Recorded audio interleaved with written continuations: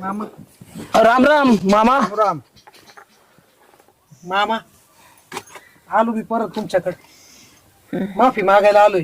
का बरं? मामा लय मोठी चूक झाली हो माझ्याकडं. अहो अशी चुकी लयच केलं तुम्ही, माग हानमार केली, लय झालं आता आणि परत कवर असं करायचं. पण तिला मारलं झोड झोडलं नाही तेवढे लफडे आणि उद्योग केले. अहो त्या पोरी बरोबर मी हे सगळं माझा उद्योग चालला होता ना, तिथं माल लफडे बस निघाली हो. माल लफडे बस.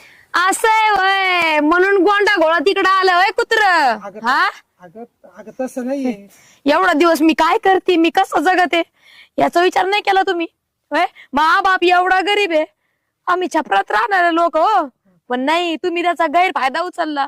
एका साडीवर राहणारी बाई मी. सोडा, तुम्हाला काय कळायचंय आमचं कष्ट. कळलं ग मला कळलं. त्या बाईनी सोडलं, तिने असं केलं म्हणून तुम्हाला आज मी बायको दिसू राहिले. म्हणजे तुम्हाला बायको दिसली नसती मग.